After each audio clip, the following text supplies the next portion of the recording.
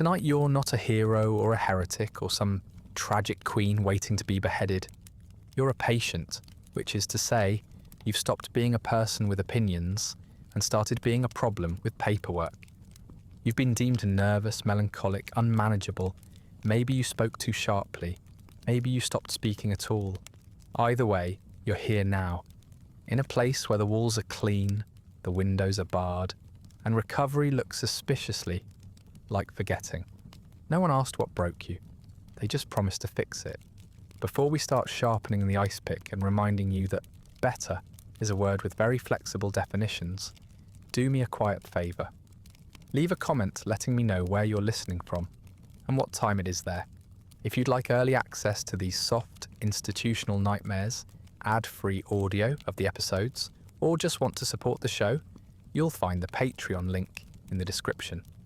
But for now, lie back, get comfortable, and remember, the quieter you are, the safer they feel. Let's begin. It doesn't begin with a scream. There's no snapping point, no dramatic collapse, no moment when your eyes roll back and the world takes on a sinister hue. That's how they show it in films. But that's not how it happens. In real life, it starts much more softly. It starts when you stop smiling at the right time, when your dinner goes cold too often, when your gaze lingers on the floor a little longer than people think it should. It starts when you respond to concern with silence, or to questions with too many words. It starts, in other words, with inconvenience. You're not violent, you don't hurt yourself, you don't threaten others, you just fail to perform the role expected of you. Maybe you're a mother who no longer touches her children. Maybe you're a housewife who stopped making breakfast. Maybe you're a clerk who keeps arriving late without any good reason. Or a war veteran who came back with all your limbs, but none of your composure. You're too quiet at the wrong times, too sad in the wrong places, too awake when you should be numb. You have no diagnosis. Not yet. Just whispers, furrowed brows, and polite suggestions that perhaps you could use some rest. Rest, of course, comes with caveats. You don't choose where you'll rest. You don't choose how long. 1 minute, you're being advised to take care of yourself. The next, you're being asked, firmly, kindly, insistently, to pack a bag. Maybe someone from the family brings you. Maybe someone from work. A minister, a supervisor, a husband. They assure you it's temporary.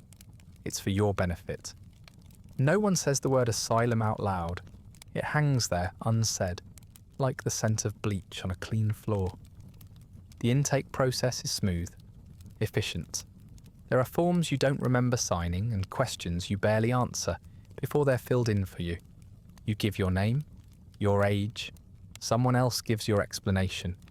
Melancholia, hysteria, shell shock, depressive tendencies.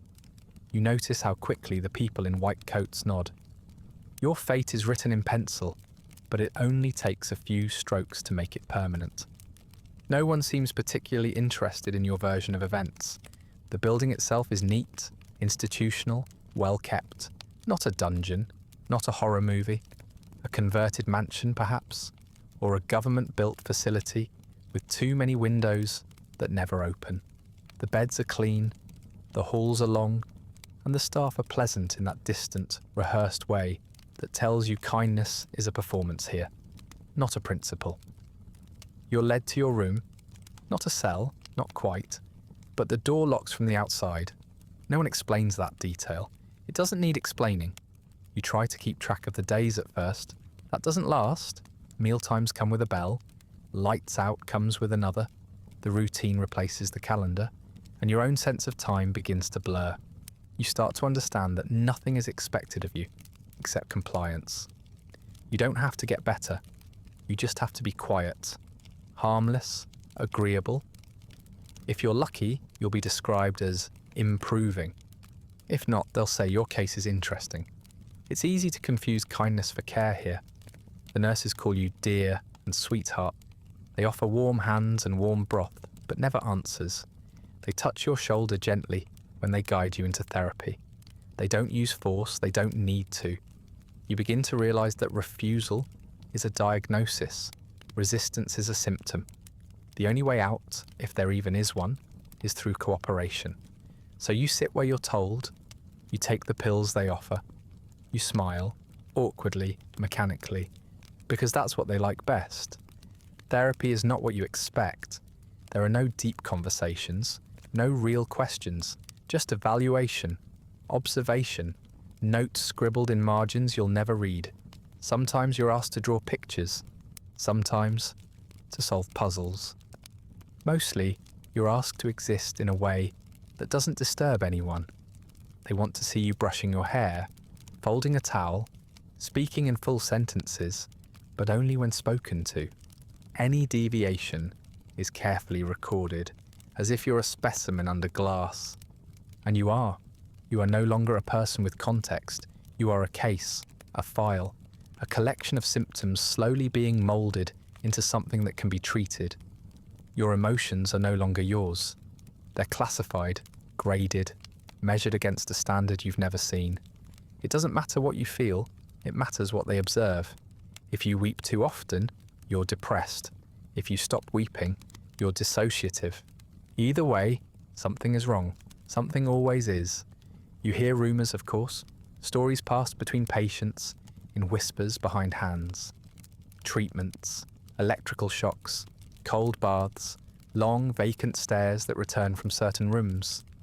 You try not to think about those stories. You tell yourself that you'll be fine because you're not like them. You're not difficult, not anymore. You do what you're told, you make eye contact, you say thank you. You pretend you're improving, and you almost believe it. But deep down, there's a flicker, a quiet understanding that it doesn't matter what you believe. You were inconvenient once, that's all it takes. Your consent is no longer a requirement. It's a courtesy they don't always extend. The moment you walked through that door, you entered a new category of existence, one where your rights are conditional. Your choices are curated. Your mind, such as it is, belongs to someone else's definition of health. Eventually, your name is mentioned in a meeting you're not invited to. A decision is made, a recommendation signed. You're not told the details. You're just told that something new might help, that the doctor will see you soon. Not your doctor, the doctor, the one who drives from facility to facility with tools in a suitcase and credentials like a travelling miracle. You don't understand what they mean, and that's by design. The less you ask, the more you're considered stable. You don't remember when you stopped being a person and became a patient, but the transformation was seamless. Paperwork instead of a farewell, smiles instead of consent.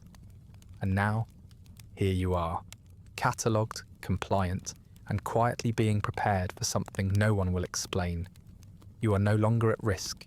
You are no longer loud. You are, by all appearances, calm. They say you're getting better.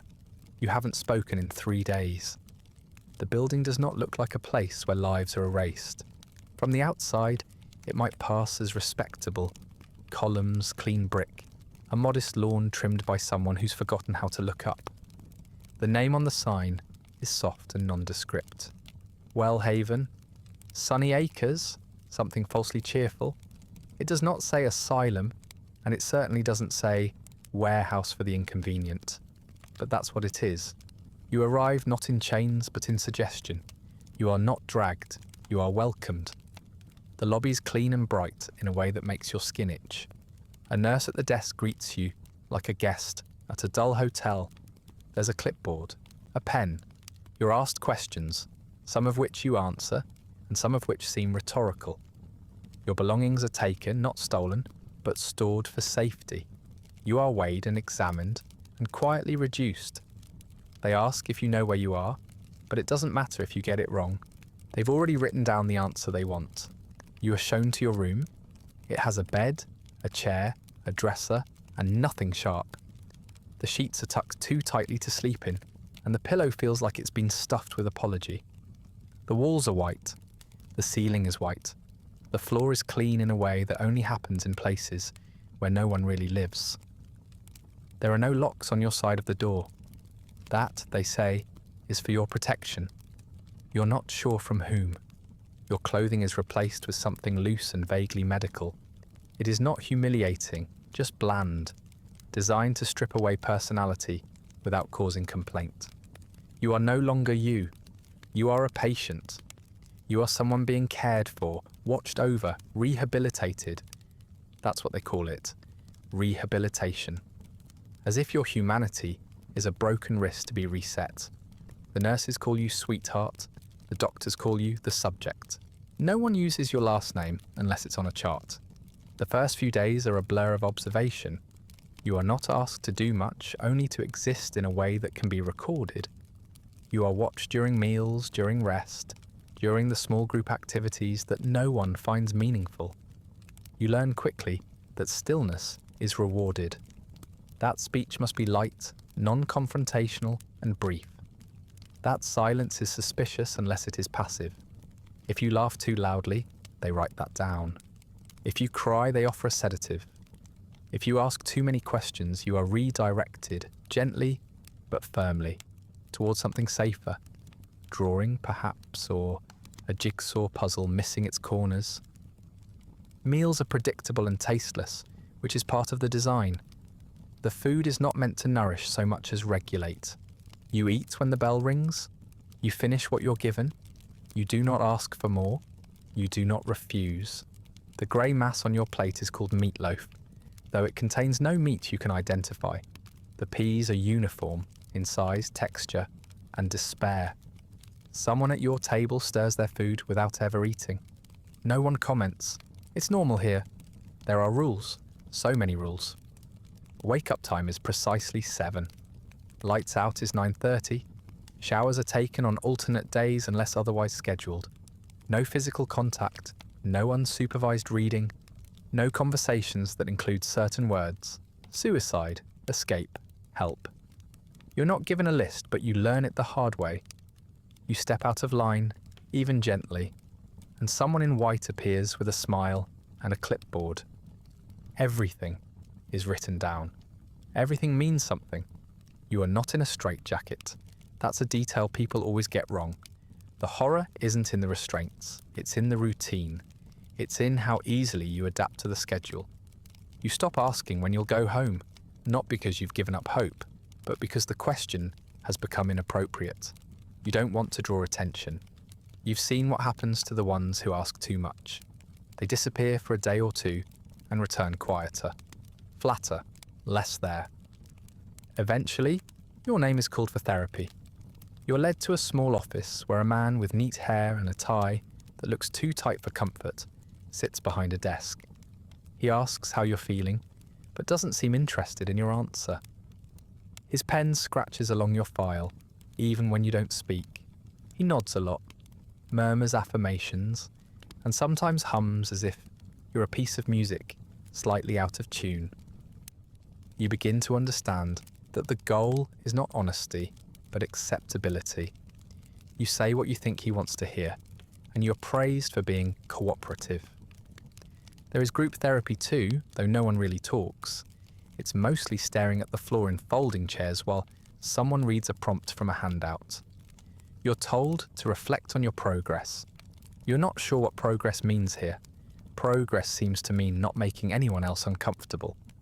The ones who speak too much are monitored. The ones who say nothing are monitored more. You learn to occupy the middle. Polite nods, vague answers, just enough life to avoid suspicion. The nurses always smile. It's one of the more unnerving features of the place. Their kindness is constant and impersonal, like a hotel concierge or a stewardess mid-turbulence. They call you by your first name and touch your arm when they speak to you, but their eyes never match the warmth in their voices. You wonder what happens behind those smiles, whether they sleep well at night, whether they remember your name after shift change, whether it matters. The orderlies are different. They don't smile as much, they speak less. They appear suddenly without sound to escort patients from one place to another. Their presence is like gravity, unspoken, inescapable, constant. When someone becomes disruptive, an orderly is called. When someone stops complying, an orderly is summoned. You do not want to meet the orderlies in any room where no one else is watching. You start to recognize the faces of other patients. They're all a little blurred, a little quiet, like they're slowly dissolving from the inside. Some twitch, some rock. Some have already had something done to them, something you can't quite name. Their eyes don't meet yours. They walk as if pulled by invisible strings and speak in slow, deliberate syllables, like each word is a task. You wonder if that will happen to you. You wonder if it already is. Sometimes at night, you hear sounds through the wall. Not screams exactly. Not anymore. Just low, rhythmic moans, or the clink of metal, or a kind of silence that feels deliberate. You press your ear to the plaster once and are met with nothing but your own breath. It's safer not to know. You pull the thin blanket up over your head and tell yourself it's just the building settling. Or a bad dream. Or therapy in progress. You don't know what treatments are offered here. Not exactly. No one tells you. You only know that people come back changed. That the ones who resist vanish. That the ones who nod and comply are left alone. Mostly. You understand, even if no one says it, that survival here is a matter of tone and timing. Don't speak too early. Don't cry too loud. Never refuse outright. Keep your posture soft. Keep your voice light. Don't ask what happened to the woman in 2B. Don't look too long at the man who used to sing but doesn't anymore. Eventually, someone in a coat will mention your name in passing. You'll be described as a candidate to... You won't be told for what, but you'll see the way the nurse's smile tightens when she hears it. You'll notice the subtle shift in the air around you, like the room itself has decided to lean away. You've been observed, catalogued, evaluated, and now you're eligible. For what, you don't know, not yet, but you'll find out soon enough. You don't know exactly when the air changes, but it does, subtly at first. The nurses grow crisper, the orderlies less conversational. Charts are shuffled more often, kept tighter against chests. The tone in the halls becomes subdued, as if the building itself is bracing for something. You're not told why, but you don't need to be. Around here, silence always means something. His name arrives before he does. Freeman, Dr. Walter Freeman. You hear it in snippets. Admiring, cautious, reverent.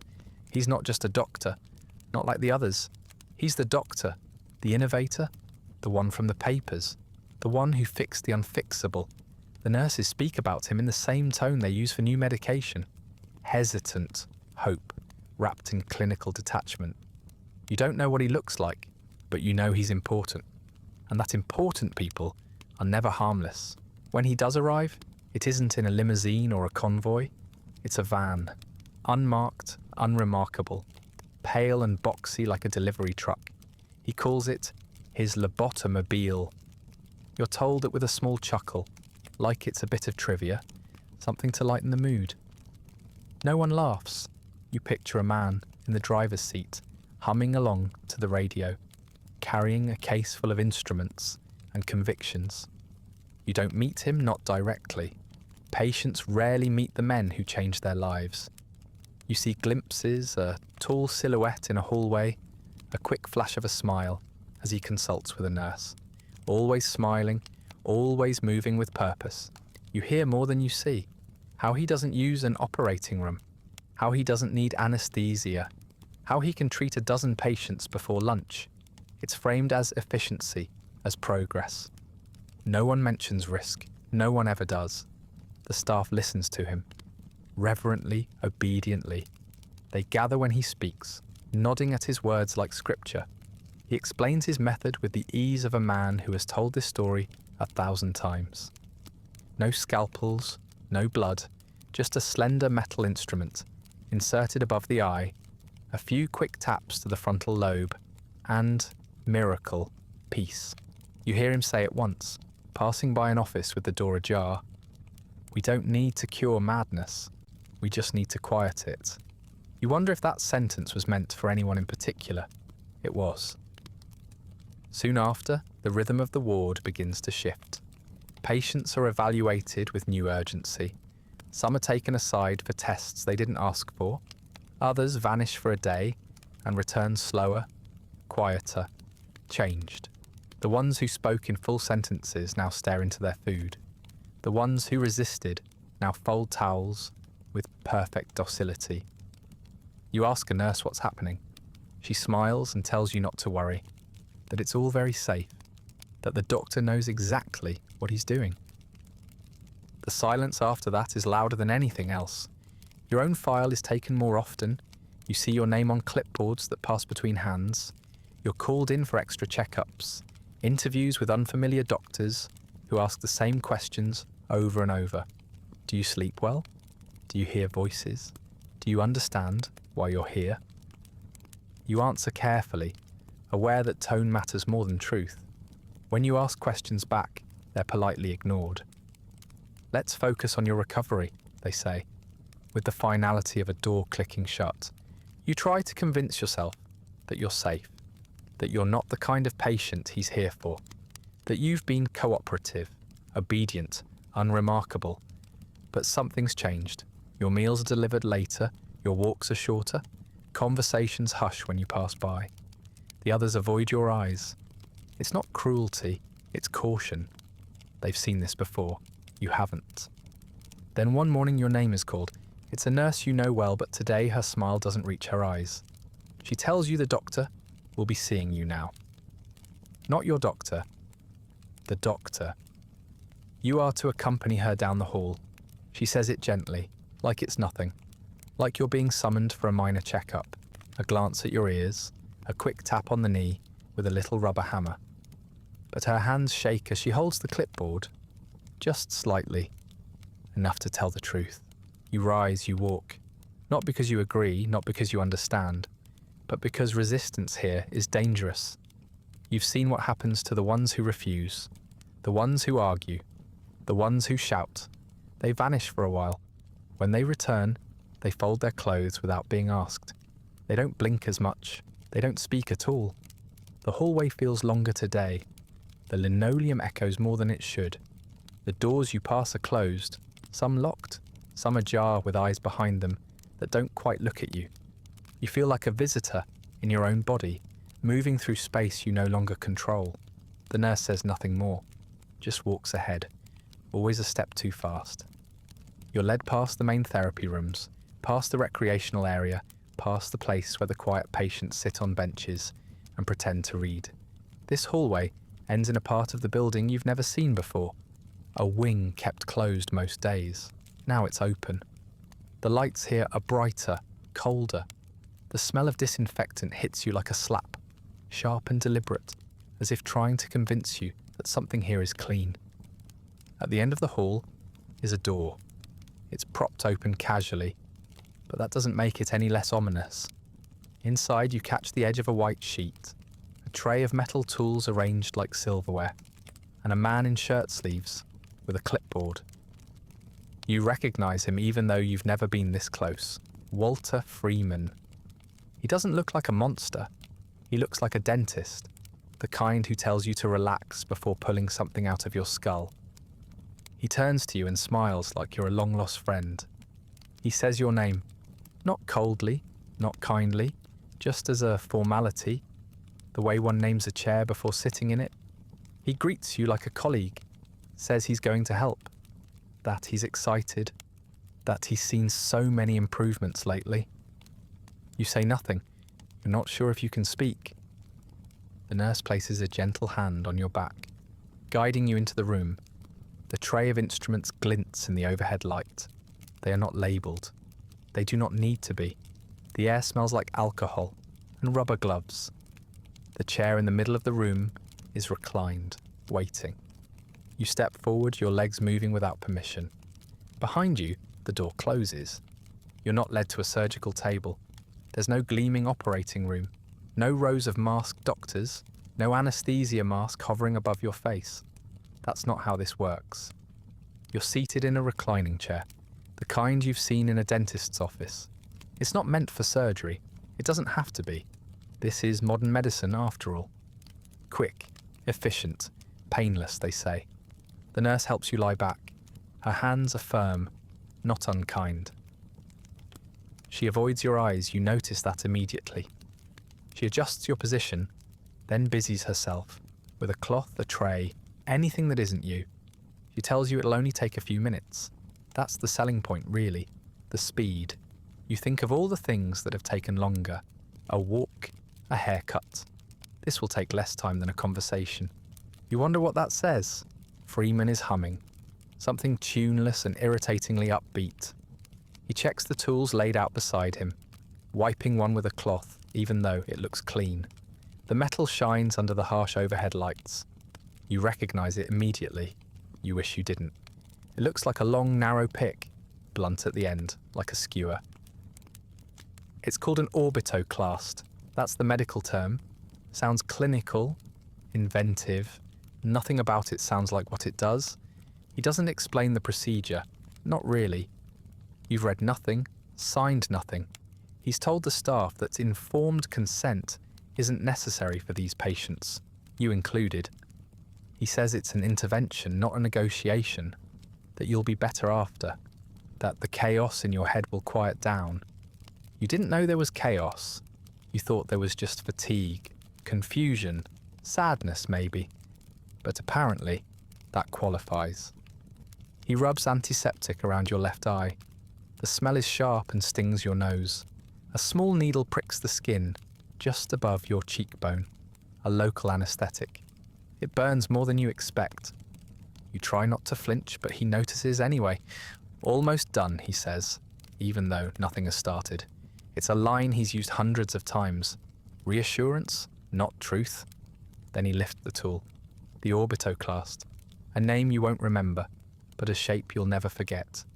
He doesn't hesitate. He lifts your eyelid with his thumb and slides the pick into the corner of your eye, right above the tear duct, beneath the bone of your brow. There's pressure, sharp and sudden. Your eye fills with water but can't blink. Your body goes rigid, but you don't scream. You can't. The tool is already wedged against the thin orbital bone. Then comes the tap. A small sharp hammer. 1, 2 strikes.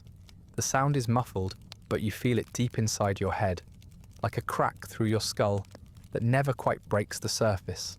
Something gives way.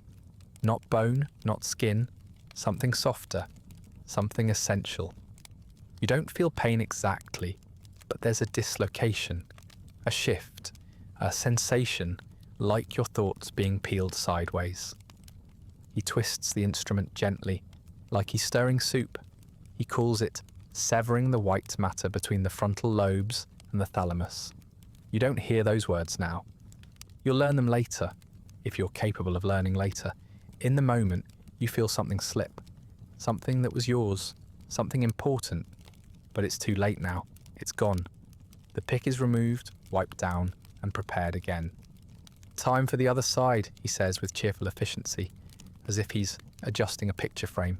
Your face twitches involuntarily, your limbs refusing commands.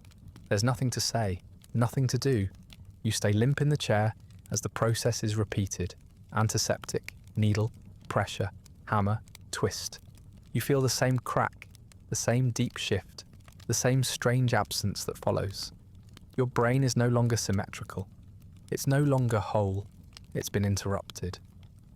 When he's finished, he steps back, wipes his hands, and declares the procedure a success. He always does.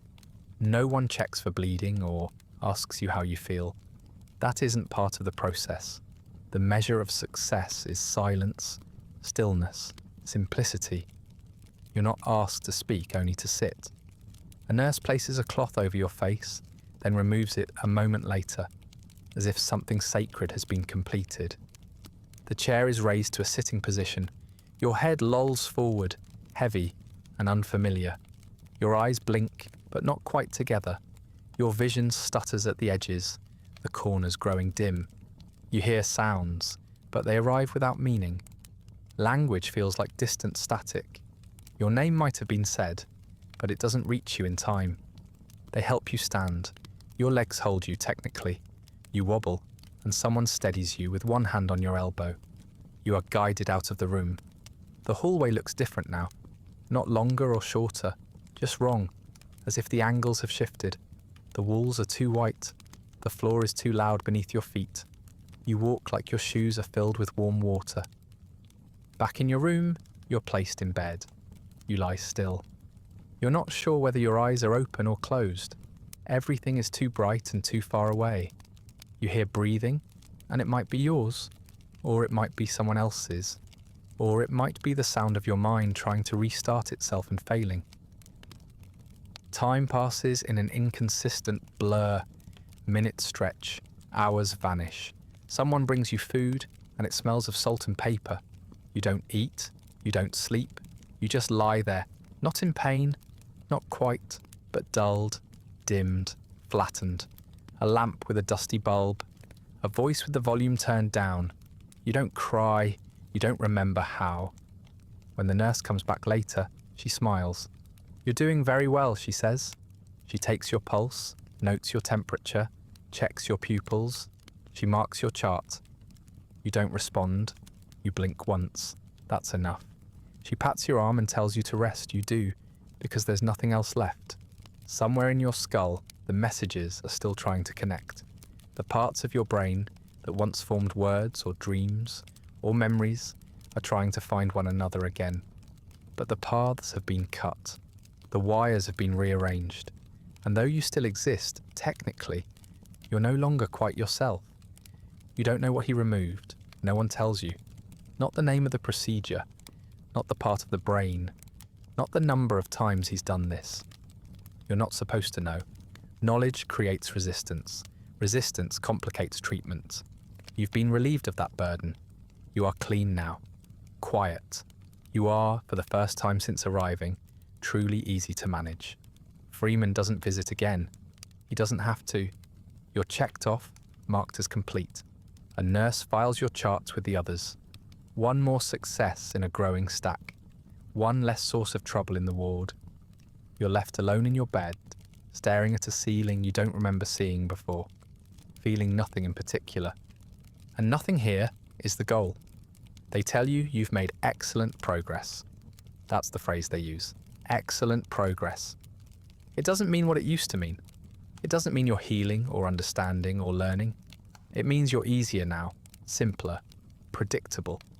Your chart includes words like stabilized and mild effect, and no one writes down pain anymore. You've stopped reporting it, or maybe you just forgot how. You're quiet. That alone is a triumph. You don't interrupt group therapy with questions. You don't cry in the dining hall. You don't ask to go home, because that concept feels increasingly abstract, something that belonged to someone else. You're not sure what your home looked like or who was in it. You think there might have been a mother, or a husband, maybe both, maybe neither. It's hard to tell what's a memory and what's leftover noise. The nurses smile when they pass your bed. They compliment your neatness. You fold your blankets in the morning, or at least you try. Your hands still work, though they don't always follow directions the first time. Your handwriting is illegible now, but you're not asked to write. You're not asked to do much at all. And that, in this place, is progress. You've been moved to a quieter ward, fewer incidents, lower maintenance. The patients here drift like leaves in a still pond, floating without purpose, but never making waves. It's peaceful if you don't think too hard about it. And you don't. Thinking requires friction, and friction is no longer part of your design. You feel smoothed out, like a river stone worn down to a featureless curve. Your appetite is strange. You eat when you're told, but not because you're hungry. Food tastes like texture, like temperature, but not like anything else. You chew slowly, mechanically, like you're waiting for instructions. You remember that you used to love something, some flavour, some dish, but now even the idea of taste seems indulgent. The grey meat, the soft peas, the overcooked rice, they all arrive and vanish without comment. You neither enjoy nor resent them.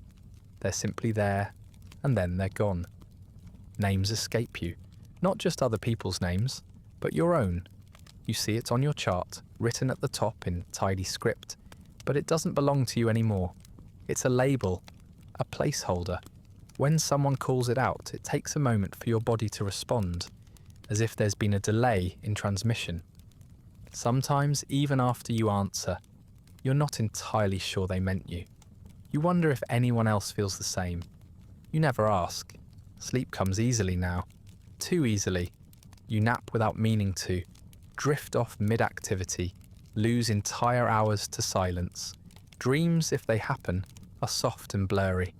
Sometimes they're not dreams at all, just leftover sounds from your last waking hour, playing in loops behind your eyelids. You never feel rested, but no one asks how you feel. They ask how you're functioning, and your ability to stay awake or not cry during breakfast is counted as sufficient proof that you are. When people visit the ward, inspectors, administrators, family members of other patients, you are sometimes wheeled out to the sunroom. You're put in a chair near the window. You're dressed, brushed, polished like furniture. The sunlight feels strange on your skin, too bright, like a performance light. You don't speak unless prompted. When someone greets you, you offer a soft, slow smile. Not because you feel happy, because that's what your muscles do now. Someone says you're one of Freeman's success stories. You hear it from two nurses speaking near the station. Textbook case, one says. So much calmer now. The other agrees. They speak as though you're not there. Maybe they don't realise you're listening. Maybe they don't care. You don't respond. You just keep folding the same washcloth in your lap, over and over, even though it's already clean. You used to feel sad. You remember that. Sadness had shape once, sharp edges, heat behind your eyes, the ache of wanting something different. You don't feel that now. You don't feel much of anything.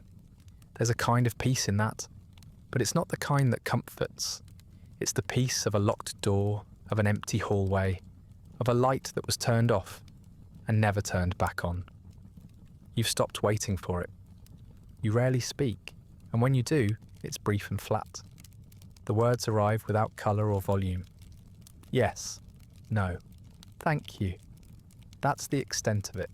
You're praised for being cooperative, for being agreeable. You're told you've been doing well in therapy, even though you don't remember having any. Maybe therapy just means showing up. Maybe it means nothing now. You nod when they say it, because that's what you're supposed to do. One of the doctors tries a memory exercise once. He holds up a photo of a cat. You stare at it. He asks what it is. You say, animal. He smiles, writes something down. You don't know why he smiled. You knew it was a cat. You just couldn't get the word to move from your brain to your tongue in time. It happens a lot now. Words get caught in fog. You know things, but they don't show up when called. Like guests who no longer return your letters. You are, by all accounts, better. You do not scream. You do not panic. You do not touch the walls or talk to shadows or try to run. You sit when asked. You walk when led. You bathe without protest. The staff says you're calm, adjusted, manageable. That word echoes sometimes in the space where your thoughts used to be. Manageable. You think it means you've stopped asking to be understood. Your body still works mostly. You can walk, though your balance is slower. You can eat, though chewing feels like a chore.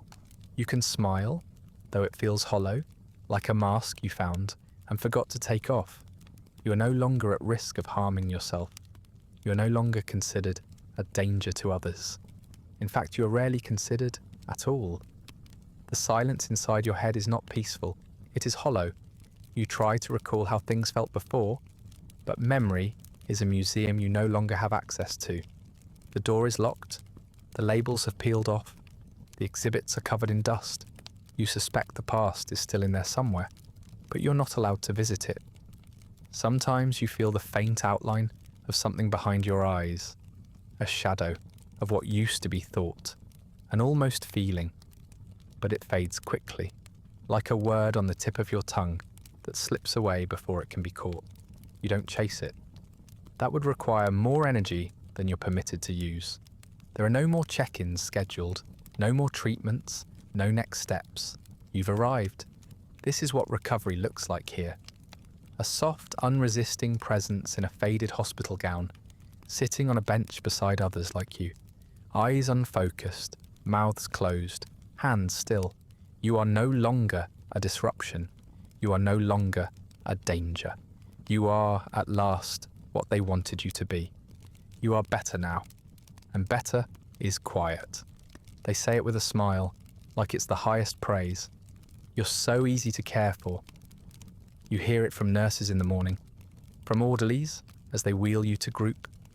You hear it in passing, when they think you're not listening, or when they're showing someone new around the ward. It's said warmly, like a compliment, but it never feels like one. It feels like being turned into furniture. You don't make noise, that's a key part of it. You don't shout or moan or cry at night. You don't fidget in group sessions. You don't refuse meals or medications. You shuffle quietly to where you're directed, eyes lowered, hands folded neatly. You do everything required of you, and only that, no more, no less. You've been reduced to a routine, and you perform it flawlessly. The nurses like you now. They say you're sweet. They say you're their favourite. You never used to be anyone's favourite.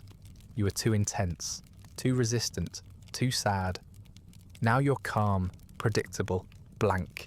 They brush your hair in the mornings and guide you gently toward your chair, like they're tending a fragile piece of porcelain. You don't talk during the process. You just sit, pliable and obedient, and wait for the brushing to stop. In a place like this that counts as thriving, they call it low maintenance, like you're a houseplant or a machine with few moving parts. You take your medication without question. You eat without prompting. You bathe when told. You smile just enough to reassure them. You sleep most of the day, and when you're awake, you don't ask for anything. Not attention, not affection, not even explanation. You've been trained not to. There are other patients who still fight. They sob in the halls, or scream in the courtyard. They scratch at their own arms, press their faces to the walls, whisper things no one understands. You watch them sometimes from the bench near the window and feel nothing. Not pity, not judgment, just observation, like you're studying animals at a distance. You used to be like that. You think. You're not sure. You are rarely alone, but you're always lonely. The ward is full of bodies moving slowly, silently, like the tide. You sit next to people who used to have names, stories, families. Now they hum to themselves or stare into their laps. They are just like you, quiet, clean, manageable. You are together, but not connected. You forget them the moment they leave the room. Days are seamless. Breakfast leads to therapy, leads to lunch, leads to rest. You are always being moved from one soft place to another. The staff keep your schedule for you. You don't wear a watch. You don't need to know the time. Time happens to you, like weather, like background music. It is not something you participate in. It simply passes and you go with it. Your handwriting is almost gone. They don't ask you to write anymore. You hold a pencil awkwardly, like it's foreign to you, and when you press it to paper, the lines are shaky and strange. You used to know how to form letters, to spell your name, to sign for things. Now the words come out bent and broken, like they've been through a long journey and didn't survive the trip. You don't mind. No one asks you to write anyway. When visitors come to the ward, the few who still do, they are shown the quiet ones first, the easy ones, the success stories. That includes you. You are placed in a clean gown and brushed and made presentable, then wheeled into the sunroom like part of the decor. You are polite. You do not speak unless addressed. You are, above all else, non-threatening. The visitors nod approvingly. You are what they hope their own loved ones might become. Sometimes a name is spoken and it stirs something deep in your chest. A recognition, a flicker. Someone says it softly, perhaps an old friend or sibling or spouse, but you don't react in time. The connection fades before it reaches the surface. The face is familiar, but you cannot place it. They ask you if you remember them. You say yes because it seems like the correct answer. You smile, and they smile back. And a nurse writes down, oriented and cooperative in your file. Your thoughts no longer arrive in complete sentences, more like fragments, hazy images. You remember things like taste or colour, or the feel of wool against your skin, but not the context. You can recall the shape of a dog's ears without recalling if you ever owned one. You know the sound of music, but not the names of any songs. Most memories are flattened into feelings, and even those are faded now, like drawings left too long in the sun. People talk around you, decisions are made about you, charts are passed over your head, and signed by hands you've never shaken. You're not consulted, you're updated occasionally, if they remember. You are always the last to know what's happening in your own life, and still you're considered fortunate because you do not protest. Your name is written on a tag by your bed, and sometimes you read it like it belongs to someone else. You mouth the syllables slowly, trying to connect the sound to the shape of your own face, but it never lands. The name is just a label, a convenience, a way for people to refer to you without having to think too hard. You answer to it, but not because it means anything. Sometimes a nurse will hold your hand when they sit with you. They'll smile and speak gently, telling you what a good job you're doing, how helpful you've been, how proud they are of your recovery. You nod, even though you don't quite understand what you've done. You've existed, you've remained quiet, you've required no incident reports. That is your success. The hospital has taken you in completely. You no longer feel like someone who's inside it. You are part of it. You match the furniture. You mirror the rhythm. You are no longer in transition. You are settled. This is where you belong now. The question of when you'll go home has not been asked in months. You wouldn't know what to do with home, even if it were offered. Some of the staff talk about transferring you eventually to a long-term facility, a care home, somewhere quieter, with fewer doctors, fewer disruptions. You don't have a strong opinion. The word care sounds nice. The word home sounds fictional. You imagine a place with beige curtains and weak coffee and television that stays on all day. That seems as good a place to disappear as any. The parts of you that used to resist, the stubborn thoughts, the sharp instincts, the surges of anger or grief, are gone now. Or perhaps they're still there, trapped behind a barrier you can't reach. Either way, they don't surface anymore. You're a surface now, a smooth one, untouched, untroubled. Congratulations, they say, you're maintenance-free, and no one really asks what it cost. There is no celebration, no announcement, no cake or card or visit from the doctor. No one tells you that you've crossed a threshold, that you've entered the stage of your care labelled post-procedure long-term. You only know something has shifted because the attention fades. The monitoring grows less frequent. The questions stop coming. You are no longer an active case, you are a result. Time does not pass here the way it used to. It stretches, droops, loops back on itself. Days arrive and vanish without shape. The difference between morning and afternoon is defined only by the timing of meals, which you forget as soon as you've eaten them. Holidays come and go, unmarked, unnoticed except for the odd decoration hung in the hallway, a paper wreath, a cartoon turkey, a flag taped to a bulletin board. You do not remember why these things are significant. You only know they mean something to someone else. Other patients disappear. Some are transferred. Some die. Some are simply gone. New ones arrive, wide-eyed and confused, still clinging to questions. You recognize the signs, the hesitation in their movements, the way their voices rise when asking why, the hope in their faces that there has been some mistake. You don't speak to them. You don't warn them.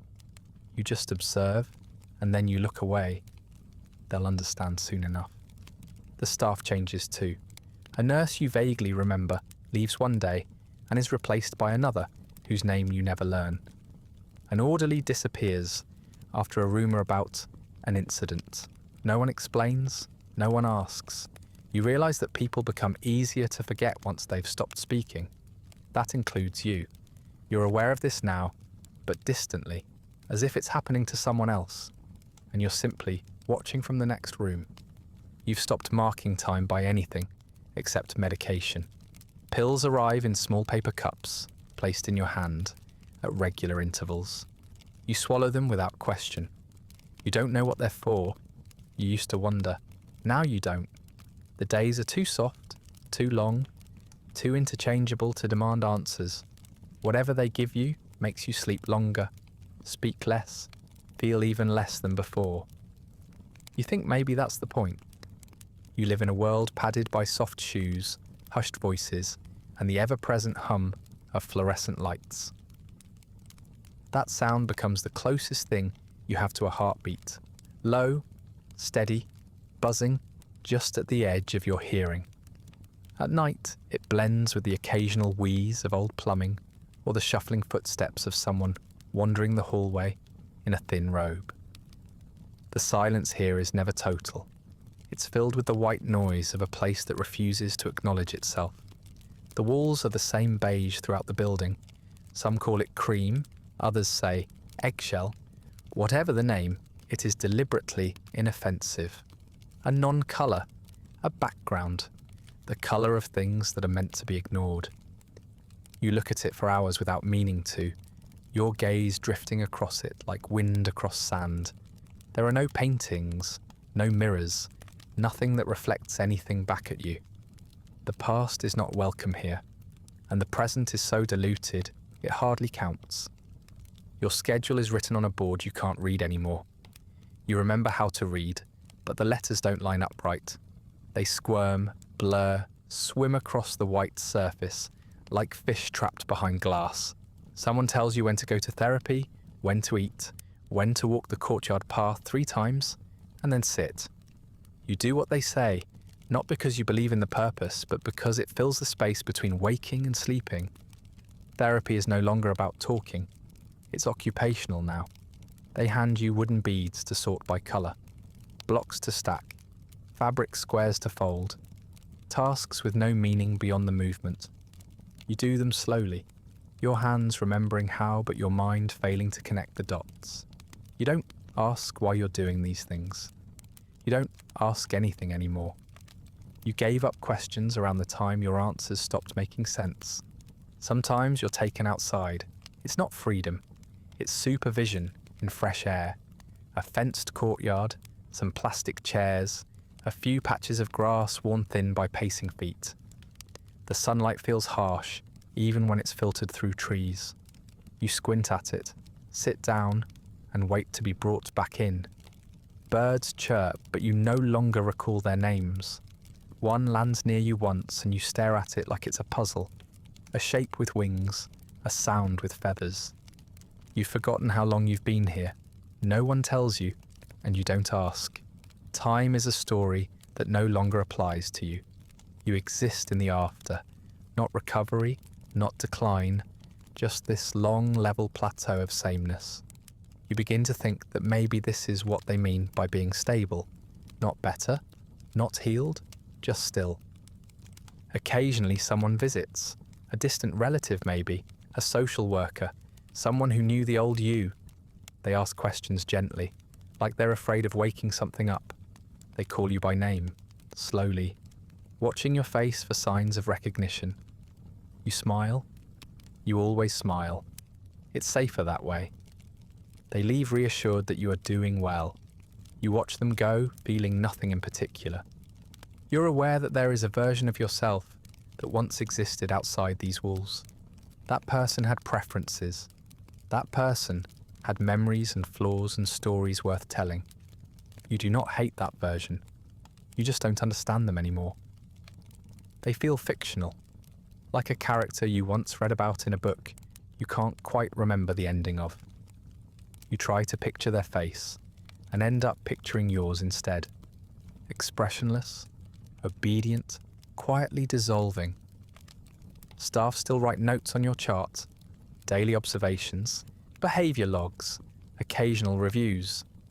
You never see them, but you know they exist because you overhear the words. Baseline consistent, minimal resistance, continued compliance, You're measured by your quiet, rewarded for your passivity. If anyone suspects there's more going on beneath the surface, they don't say it. They wouldn't know what to do with that information anyway. One night, you hear a woman crying down the hall. Not screaming, just a soft, persistent weeping. The kind that leaks out slowly, like a pipe under pressure. You sit up in bed, listening, and for a moment something stirs in you. Not sympathy, not recognition, just a flicker of motion behind the wall. A reminder that people can still feel things in here. You lie back down. By morning, she's quiet again. Your dreams, when they come, are slow and colourless, shapes moving without urgency. Words whispered too softly to understand. You used to dream in colour. You think. You used to wake up and write them down. Now you wake up already halfway through forgetting them. They vanish before you've opened your eyes. You stop trying to hold on to them. You are not dead, but you're not quite alive in the old sense either. You are maintained, supervised, preserved. You have been removed from the unpredictable mess of life and placed in a system that values silence more than selfhood. You are no longer a disruption. You are a body in a bed, a face in a file, a line item in a hospital report that says, status unchanged, patient cooperative. And that in this place is considered the best possible outcome. Your name appears in a report. You don't know when or who writes it, or what version of you it's meant to describe, but it happens. Somewhere, in a paper you'll never see, in a medical journal you wouldn't have understood even before the procedure, you are listed. Your file number, your condition, your positive outcome. You are noted for your responsiveness, your compliance, your transformation. You are, officially, one of the good ones. You're not told this directly. Of course not. But the change is noticeable. More doctors start visiting your wing. Not to speak with you, to look at you, to observe, to nod at the shape of you sitting quietly in a chair, to murmur to one another in soft professional tones about dosage, dosage, dosage. They say impressive case. They say clean result. They say functioning baseline. You sit very still while they do this. You've learned that stillness keeps them happy. One day, you're dressed more carefully than usual. A nurse helps brush your hair, straightens the collar of your gown. You're taken to a room you've only passed in the hallway before. A small office with a large window and a pair of cameras. One on a tripod, one held by a man who doesn't introduce himself. There's a doctor sitting beside you, smiling with the air of someone who believes they're saving the world. You recognize him vaguely from somewhere else, maybe from a hallway, maybe from a radio. He talks a lot. He explains your treatment, not to you, but to the camera. He discusses your diagnosis, your history, your presented symptoms. He uses phrases like disruptive behavior and marked mood instability, though you don't remember being disruptive. You don't remember most of what he says. The words arrive in long, polite waves and you float along their surface. You hear him say you've made remarkable progress, that your behavior post-operation is exemplary, that you represent the future of psychiatric intervention. You're asked to smile. You try. The corners of your mouth move upward, but not far. It's the best you can manage. You blink at the camera. The lights are too bright, the room too small. You feel like a statue someone forgot to sculpt all the way through, but no one complains. You are praised for your calm demeanour, your stillness, your serenity. The doctor says it's a visible sign of your successful reintegration. You're not sure what you've been reintegrated into. The man with the camera nods, takes another shot, another angle. At one point, he tells you to look at the doctor and smile again. You do. You sit with your hands folded in your lap, posture steady, eyes just slightly unfocused. It's the look they all seem to want. You are not there to be present. You are there to be seen. Afterward, you're wheeled back to your room. The nurse praises your performance. She says you were wonderful, cooperative, photogenic. You say nothing. You're not sure what the right response is, and silence has served you well so far. Later, someone brings you a ginger cookie on a napkin. You assume this is a reward. You chew it slowly, but you can't taste anything. You hear your name mentioned again a few days later in the hallway, this time by someone in a lab coat you don't recognise. That one's doing great, they say. A real model case. You're nearby but not included in the conversation. You never are. You've become something people talk about, never to. A success story isn't a person. It's a product. Word seems to spread. For a while, there are more visitors than usual. Residents from other wards, medical students, men in suits with shiny shoes. Some come alone, some in groups. They all want to see the calm ones, the cleaned up ones, the proof that the system works. They call it progress. They call it hope. You are walked out to the sunroom more often now, seated where the light can fall across your lap, where you can be pointed at and described. Occasionally, one of them asks you a question. You answer simply. Never too loud, never too long. That's part of the performance too. You wonder if Dr. Freeman knows your name. Probably not. He doesn't need to. He knows your type.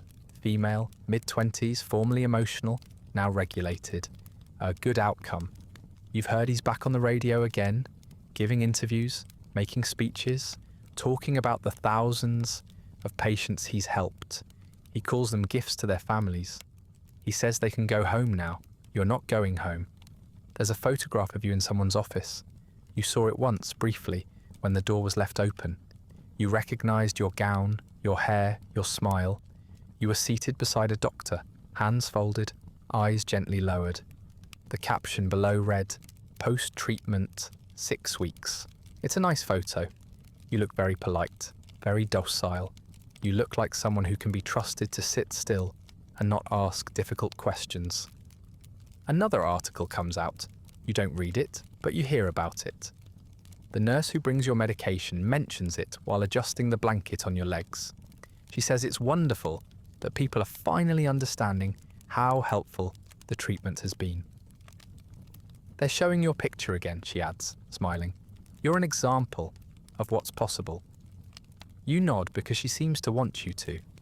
You begin to understand what you are now. You are not a patient, not really.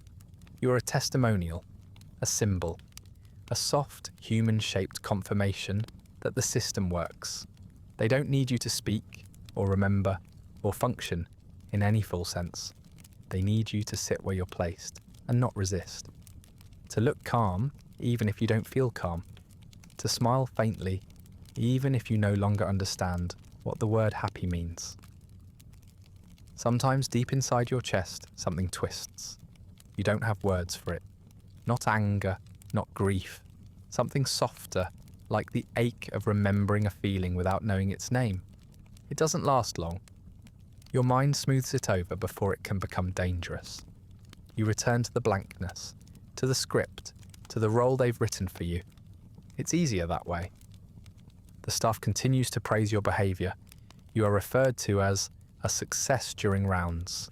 They discuss you as if the outcome is permanent, as if nothing can go wrong now. You sit quietly nearby, absorbing the echo of their confidence. Sometimes they forget you're even listening. Sometimes they speak about you in the past tense, even though you're still in the room.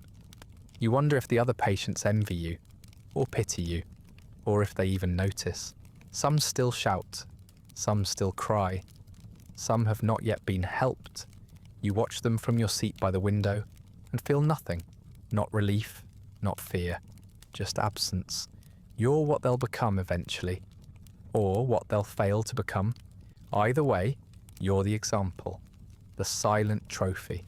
And outside this place somewhere, Dr. Freeman speaks to another crowd. He describes how he gave you your life back. He talks about dignity, about peace, about progress. His voice carries through radio waves and lecture halls, and every time he says your name, if he says it at all, it's as evidence. You are not a person, you are a proof. You sit, you smile, you blink on cue, and the world applauds. You're not alone here. You never were. The building hums with quiet bodies. Beds line the walls of every ward, every floor. There are always new names on the chalkboard, new files on the desk, new patients in gowns that don't quite fit. Every week someone else arrives, and every week someone else disappears. No one talks about where they go, but the beds never stay empty for long. They come from everywhere. Veterans from the war, brought in with trembling hands and 1,000-yard stares. Housewives who stopped making breakfast. Teenagers who refused to stop crying.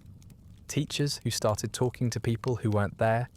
Factory workers who drank too much, spoke too little, laughed at the wrong time. There's no single story, no common profile. Just a shared outcome. They were all too difficult, too broken, too loud, too much. And so, they were sent here, to be made less. Some arrive in silence, carried by family members with downturned eyes. Others arrive shouting, sedated, restrained. You hear them down the hall. When the doors are closed, the echo of panic, the dragging of shoes. At first you flinch at the sound. Now you barely notice. You've learned to separate arrival noise from the quiet that follows. That quiet is the sound of compliance. It's the goal. It's what they want. You recognize the pattern now. First, they observe. They test. They make notes on clipboards and whisper in doorways. Then comes the evaluation, the signatures, the word candidate spoken just loud enough to matter. Then the procedure. It doesn't always happen in the same room, but you know when it's happening. The nurses move faster that day. The patients are shuffled. The silence thickens. There is always a pause in the day's rhythm, and then a small sigh, like something has been smoothed out. And then the patient returns, or they don't. The ones who do come back are different.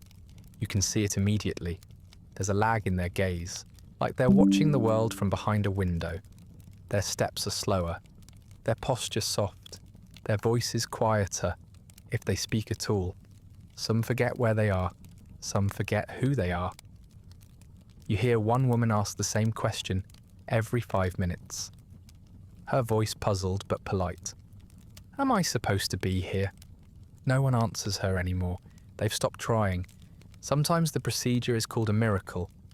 You hear that word from the doctors, from the articles pinned to the bulletin board, from the lectures that echo faintly through the halls when visiting professionals gather in the conference room. It's described as a breakthrough, a gift to society, a way to bring peace to troubled minds. You've seen the piece. It looks like someone staring at a wall for 3 hours without blinking. The numbers grow. You don't have a calendar, but even you can tell the pace is increasing. There are more faces every week, more trays in the dining room, more names on the rosters. The beds are closer together now. Patients are doubled in rooms that used to hold one. You're told it's because the treatment is working so well. The hospital is accepting more and more people who need help. But no one here gets well. They just get quiet. You meet a young man who used to be a writer. He tells you this in a low voice, on a rare afternoon, when conversation is allowed. He used to write stories, he says, but now the words don't come the way they used to. His hands still move like they remember, but the pages stay blank. He looks away when he says it, and you understand the feeling without having to reply. 2 days later, he's gone. When he returns, he doesn't speak at all. A girl with long hair draws constantly in the activity room. She fills pages with shapes and shadows, never quite coherent, always just a little off.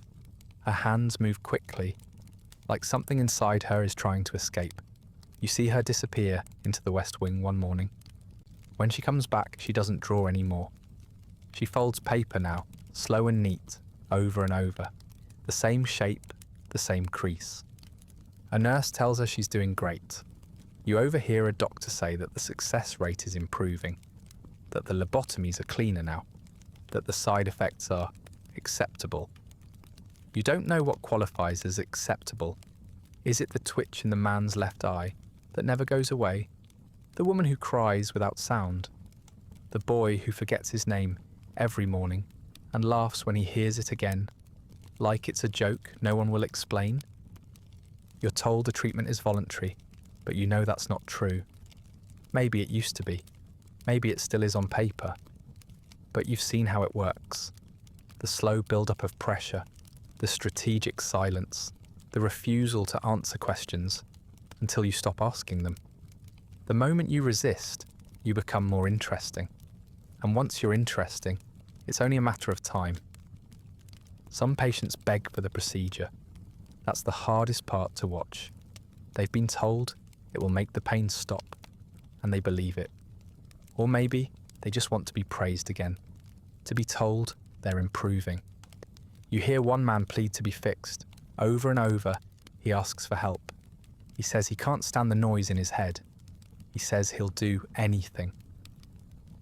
A few days later, he's wheeled past you, limp and grinning. He's quieter now. They all are. The hospital is becoming more efficient. The procedure that once took hours now takes minutes. Freeman no longer does them all himself.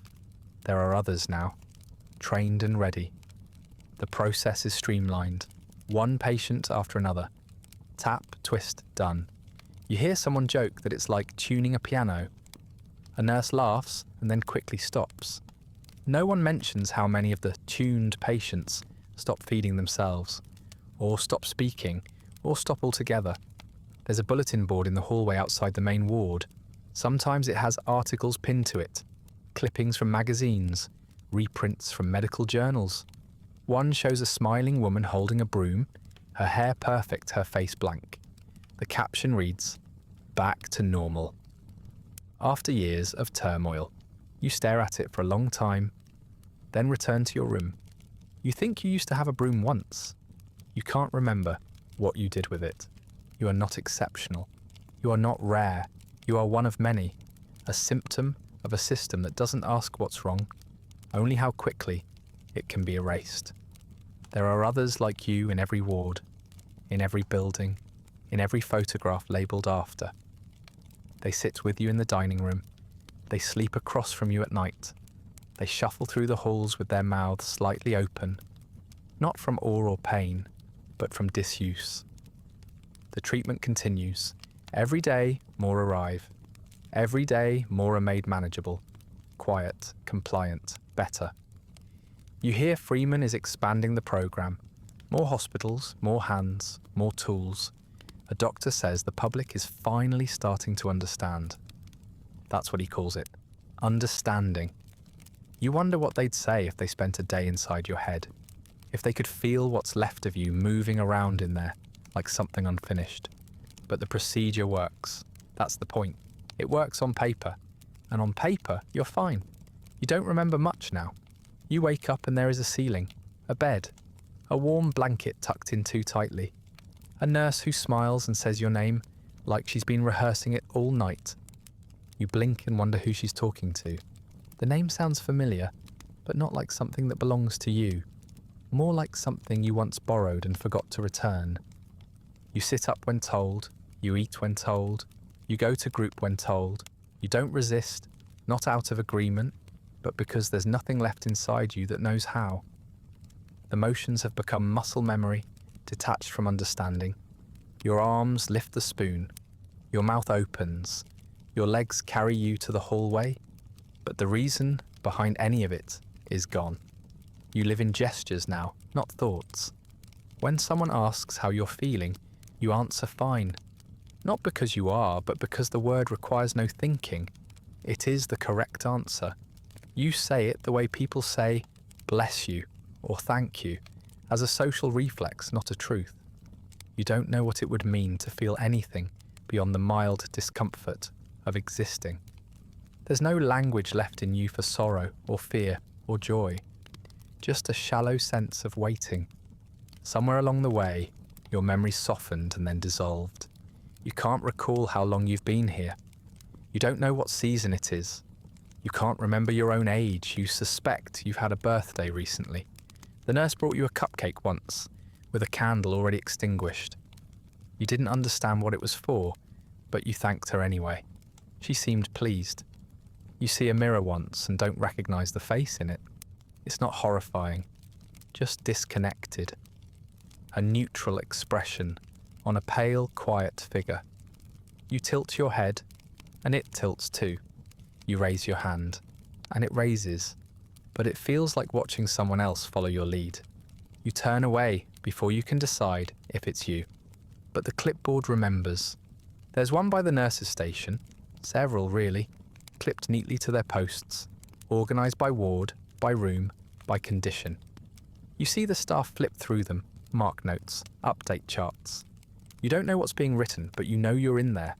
Somewhere between the pages is your diagnosis, your intake date, your behaviour logs. Your chart is still growing, even if you're not. The file in the cabinet bears your name, your full name, in block letters across the tab.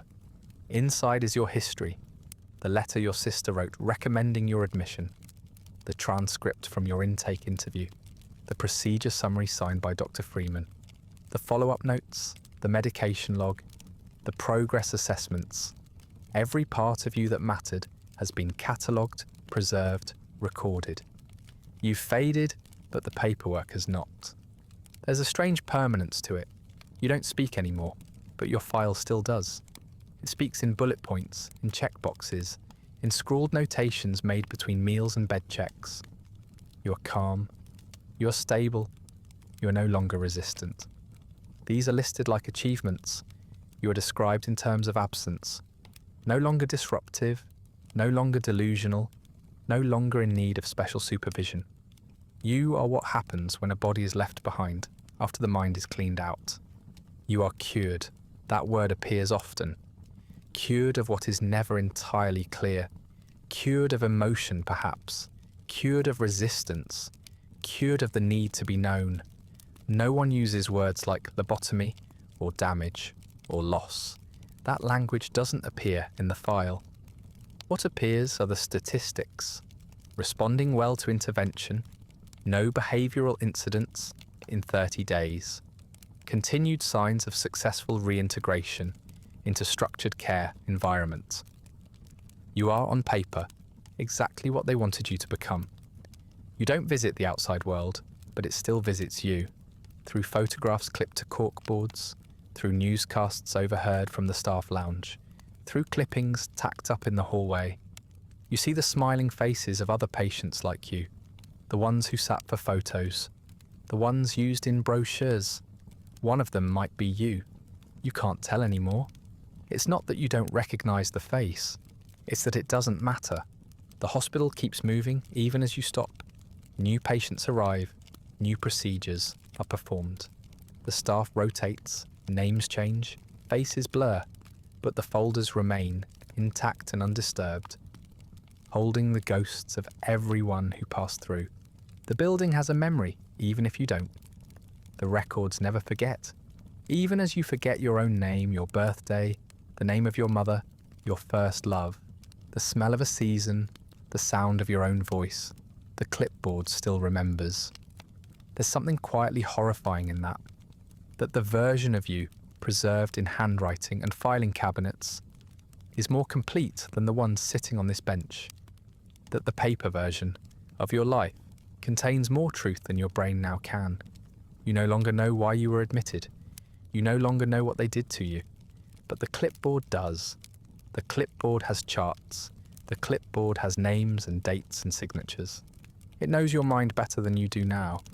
If you were to vanish, fall asleep one night, and never wake up, someone would mark it in a log. They'd close your file, staple your death certificate to the last page, and write a summary. Patient remains stable post-treatment. No further incidents, final condition, peaceful. It would sound like a success, like a mercy. No one would mention the silence that led up to it. No one would describe the long, slow drowning of identity. Just one final checkbox ticked. You think sometimes that you used to be a person. A full person, with opinions, fears, irritations. Someone with a favourite song.